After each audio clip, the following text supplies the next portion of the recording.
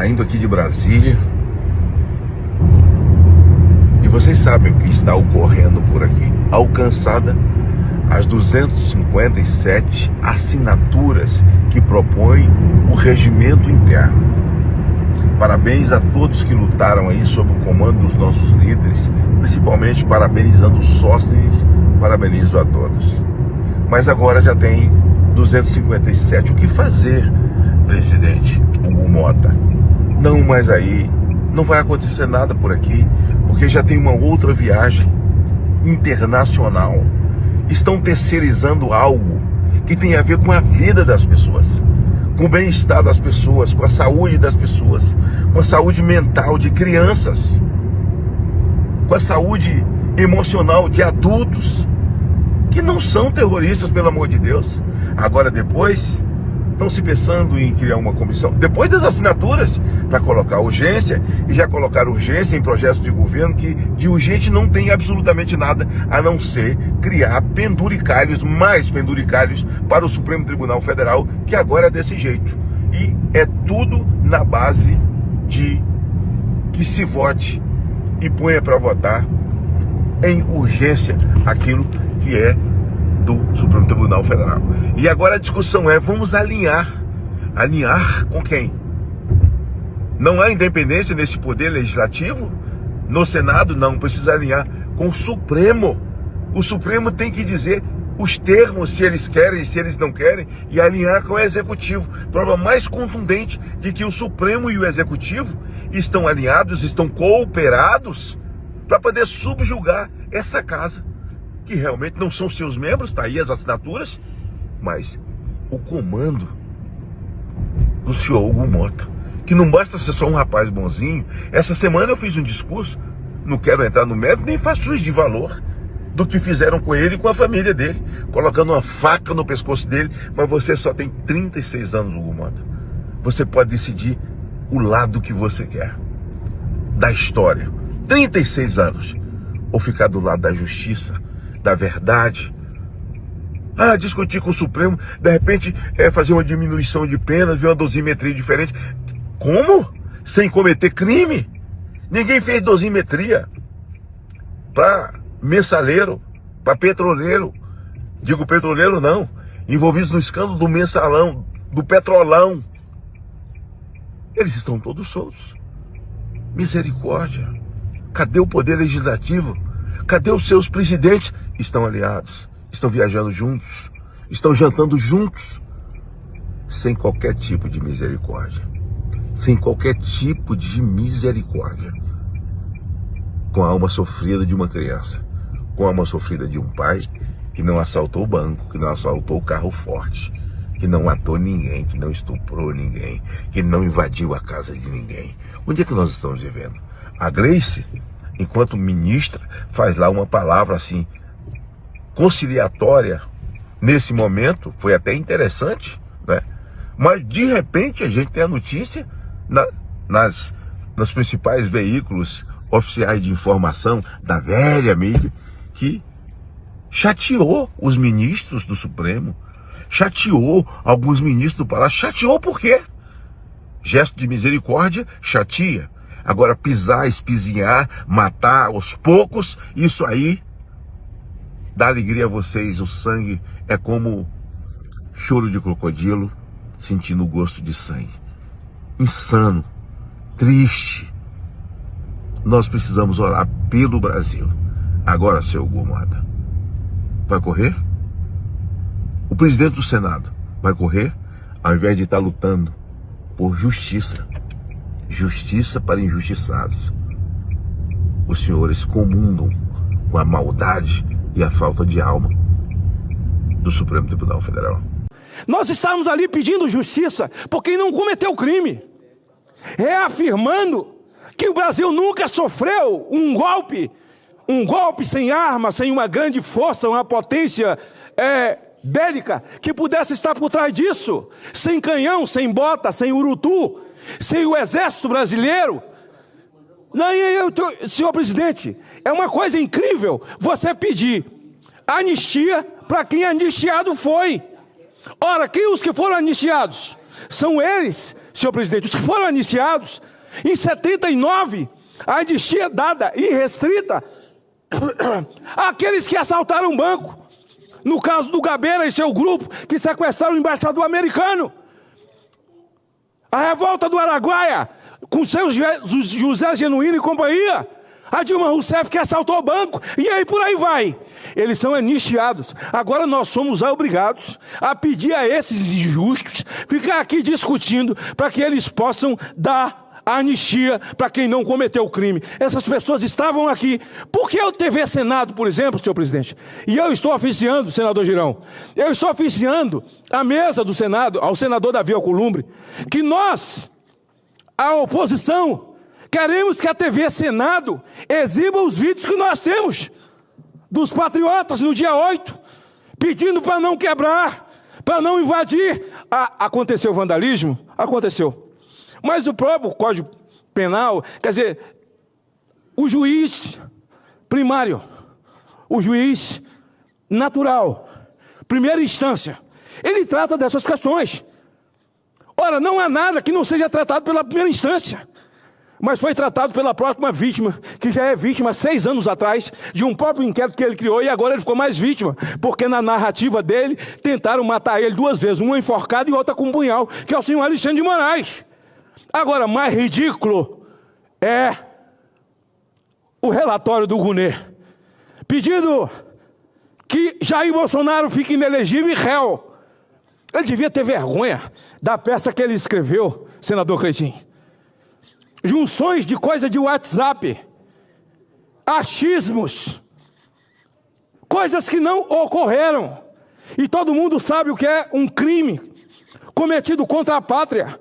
Violações, crime de lesa pátria, que foram cometidos por todos os bandidos na Lava Jato, que aliás foi sepultada. Veja bem, Braga Neto foi preso depois do relatório de Alexandre de Moraes, já tinha encerrado o relatório do golpe, com 36 pessoas. Depois disso, já encerrou, ele prendeu por isso o Braga Neto. Então nós temos pessoas hoje cumprindo em casa. Ele mandou a Débora para casa para ficar 14 anos de tornozeleira eletrônica como mulher pobre.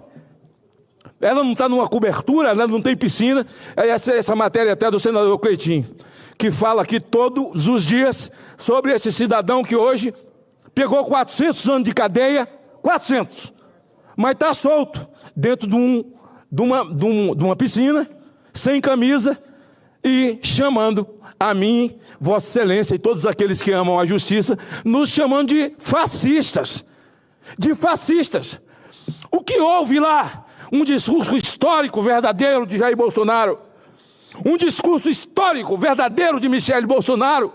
E o que mais me emocionou, quando Michele chama a família, os filhos, que vê um pai que vem sendo vilipendiado há quase 8 anos, a cada 5 minutos, e ninguém é capaz de calcular o porquê desse cidadão chamado Jair Messias Bolsonaro está aguentando tudo isso, mesmo tendo passado por uma dor de uma facada, e foi aos braços da morte, resgatado dos braços da morte, e por conta de gritar liberdade, gritar pelo nascituro, contra a ideologia de gênero, contra o comunismo, contra o MST, contra a invasão de terra, contra o Hamas, pedindo liberdade num país cristão, absolutamente cristão, um país de uma cultura judaico-cristã.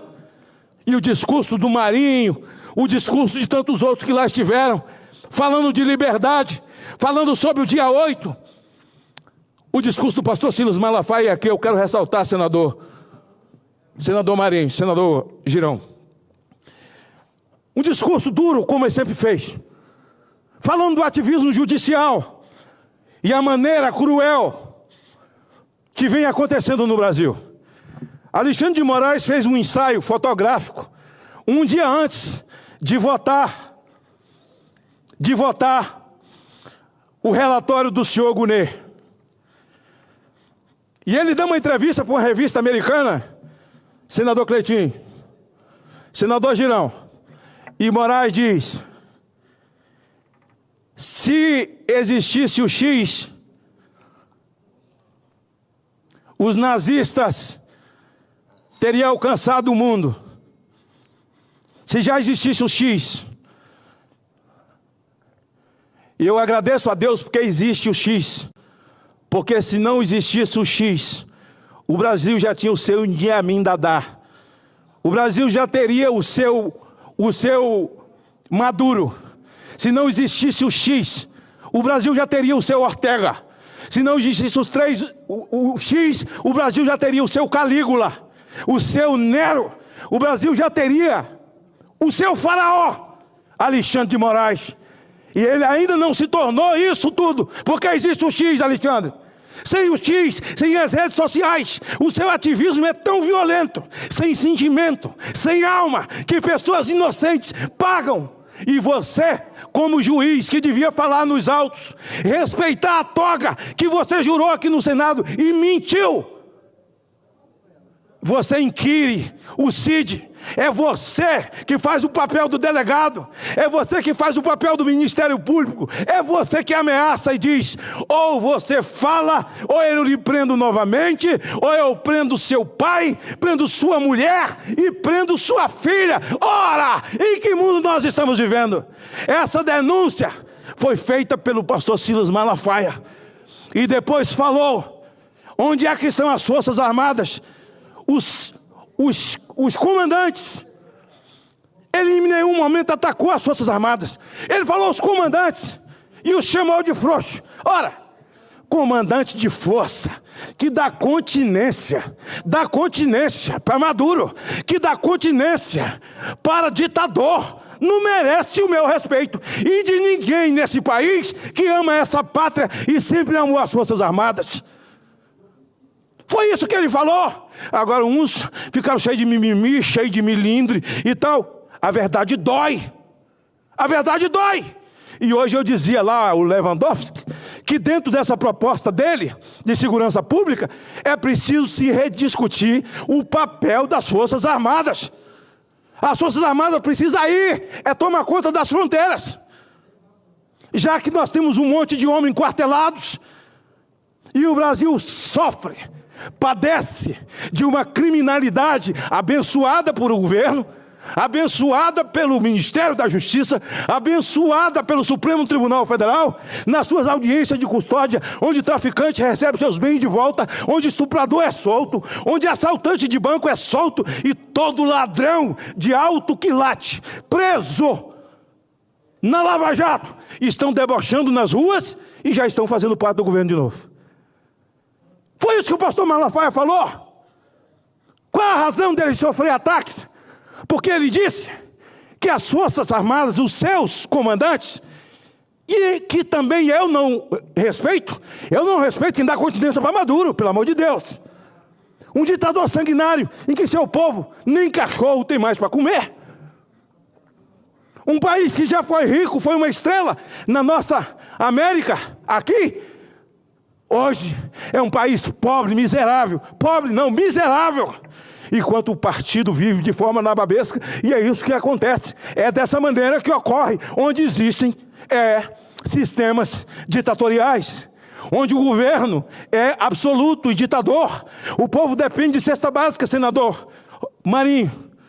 E o governo, a sua cúpula vive como nessa grande comitiva para o Japão. Assim acontece todas as viagens, como as viagens na babesca da mulher do presidente da República, e ele tira onda numa economia falida, onde as pessoas não podem comprar café, onde 1 quilo de pé de frango, que era R$ 1,99, hoje são R$13, uma economia absolutamente falida e debochada, quando eles dizem: a nossa economia vai muito bem. Ah, não pode falar? Pode falar.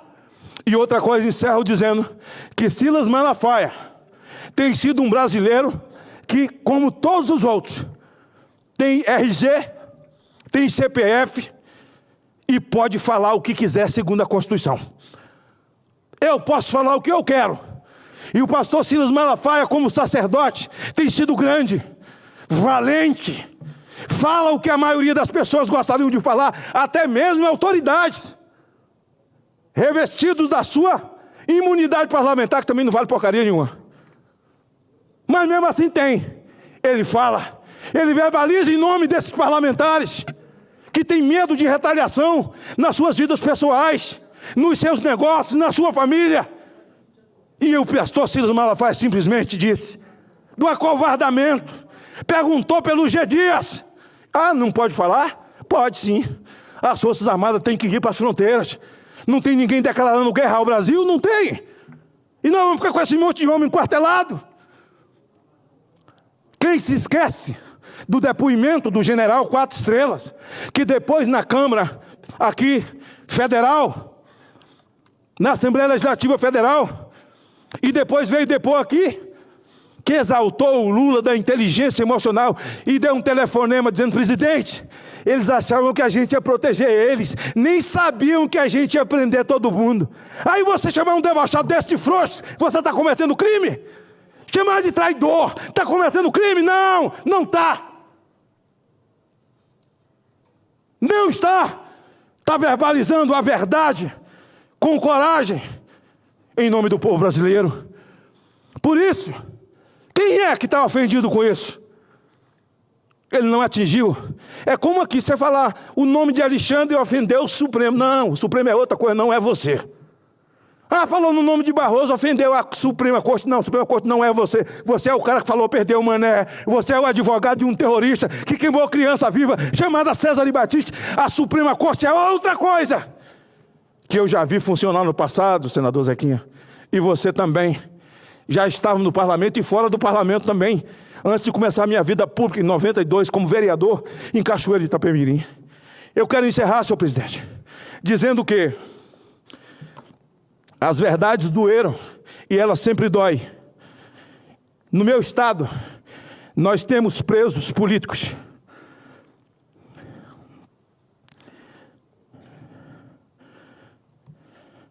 Agora eu quero chamar a atenção, senador Zequinha, é que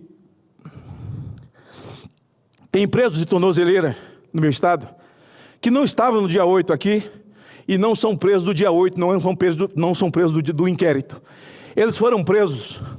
Alexandre de Moraes mandou prendê-los e colocar a tornozeleira a pedido da PGR e do meu estado. Olha só, se tem um cabimento.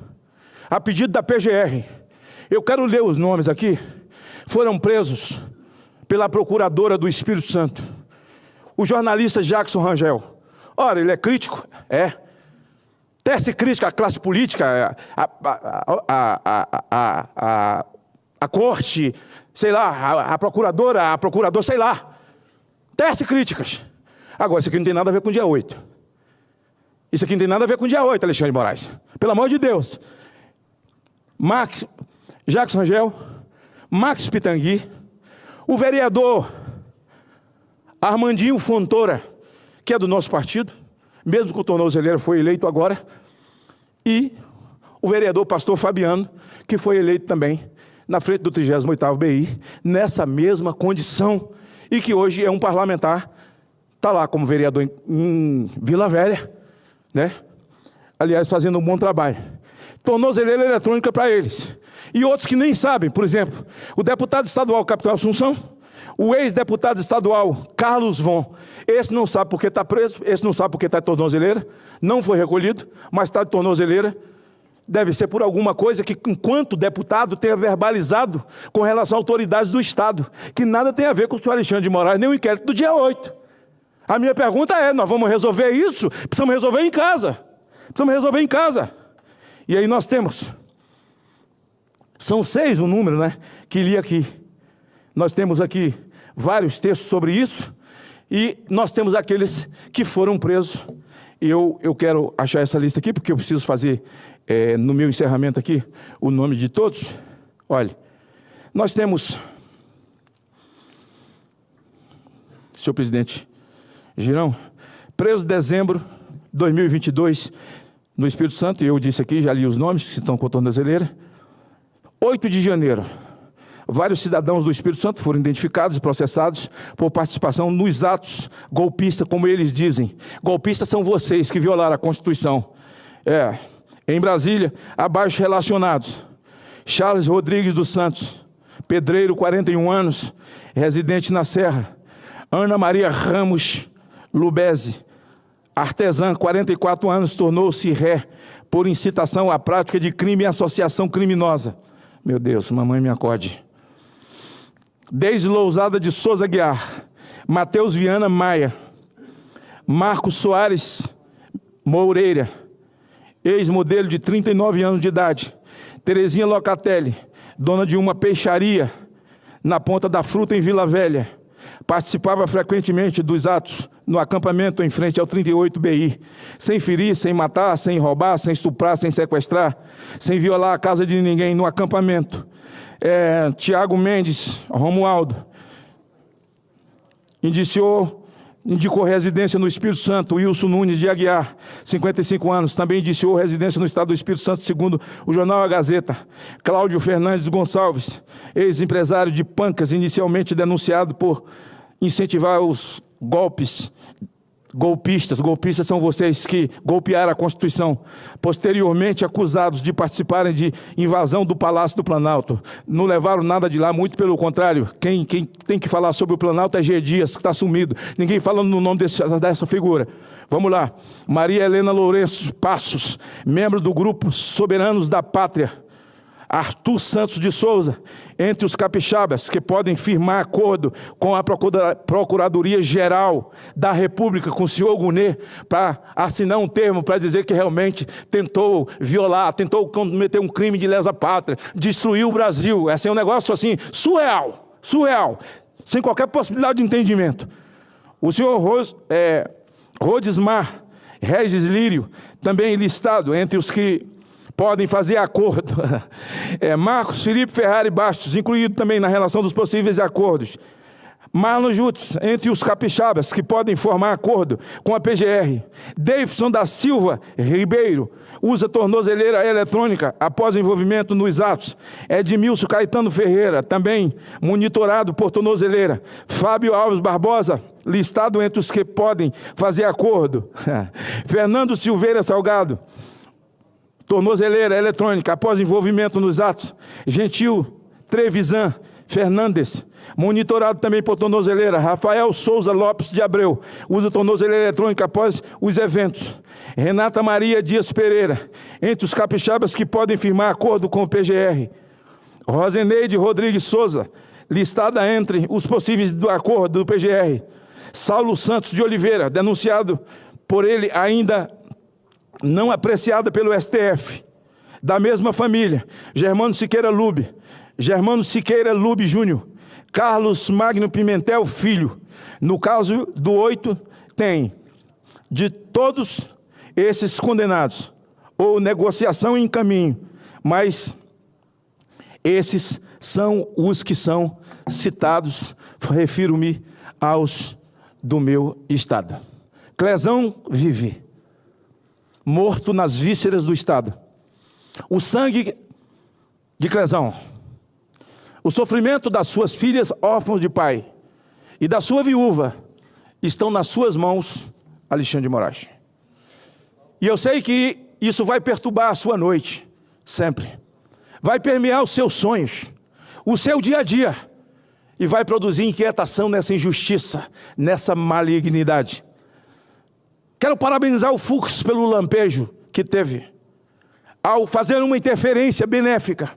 E espero que o Fux do lampejo seja aquele juiz que foi para o Supremo como juiz, que já havia decidido nos autos, sem ser um falastrão fora dos autos, artistas perniciosos, que gostam de dar entrevista e agora fazer ensaio fotográfico para a revista. Que a malignidade seja banida desse país. E graças a Deus pelas redes sociais, e graças a Deus pelo X que você abomina. E você cita o marqueteiro do Hitler, Alexandre de Moraes, que se o X estivesse em vigor naqueles dias, teria alcançado o mundo. Pois é, o Brasil ainda não foi alcançado porque o X existe. O X existe e as outras plataformas. Graças a Deus, ainda não temos um Calígula, ainda não temos um Nero, e ainda não temos um faraó aqui, porque nós ainda podemos fazer a resistência, porque temos voz, temos vez. E outra coisa, vou te avisar, medo, eu conheço de ouvir falar, nunca fui apresentado. Pois é, Brasil. Agora nós queremos ver, né, de qual lado realmente o Hugo Mota está. Porque lá atrás, quando o Jair Bolsonaro, juntamente com Valdemar da Costa Neto e o PL, apoiaram a candidatura de Hugo Mota e também de Davi Alcolumbre ali no Senado, muitos foram contra, muitos falaram, e aí eles defenderam que precisavam do Hugo Mota na Câmara justamente para poder ganhar espaço, para a direita ganhar espaço, falando que o Hugo Mota é de centro-direita e tudo mais.